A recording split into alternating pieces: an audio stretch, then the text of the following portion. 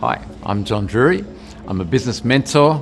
I work with small business owners who have a team, helping them to get the best out of their team and grow their business. The common problem that small business owners have, they don't always know what the problem is, but they just want to get the business growing, and they probably can't get the best out of their team. They're struggling to manage people because they're usually very good technically at whatever it is that they do, whether it's professional service or a trade-based business. I work with both.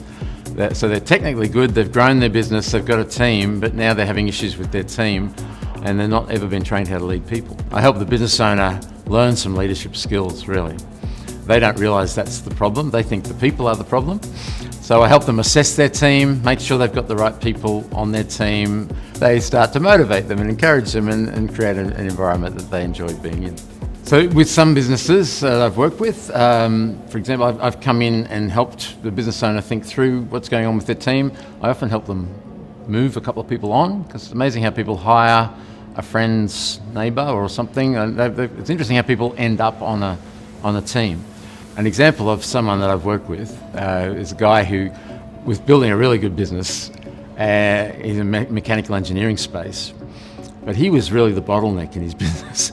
And he was complaining a bit that he couldn't get people to fire up and get motivated, and he wasn't training them, he wasn't empowering them, he didn't realise all those things.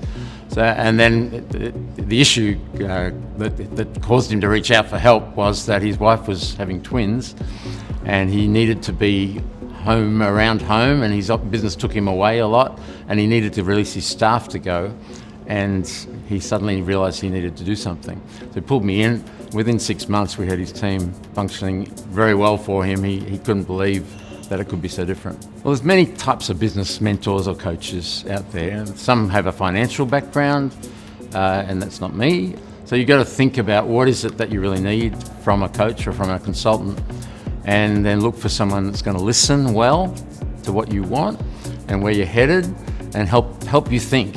I think that's what I do well, is to help business owners think about their business, not put my ideas on them, but listen to them and then reflect it back, and they go, oh, yeah, that's what I think. Because often they can't articulate what they're really thinking about their business. I've been going since 2010, so I'm really proud of the fact that I've been able to do this consistently and to grow in that. I wrote a book in 2016 which opened up some extra doors for me, so it's been a very profitable exercise, and I've been able to help a lot of businesses, especially since about 2015. And then right through COVID. I got through COVID and had a cancer scare in that middle of COVID as well. And because of the connections I've had with my networking in the chamber and other networks, was able to come through that and not really dip in my income, even though I had to have a month off to recover from surgery. But so very proud of the fact that I've been serving businesses well for a long time. One of the things that sets me apart from other coaches, I think, is that I have a whole of life approach.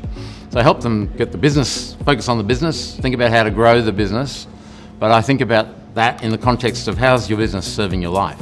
And it's often the case that the business is actually hurting their life and slowly killing their marriage or their parenting or their health. That's a part of what I do. I'm very passionate about that.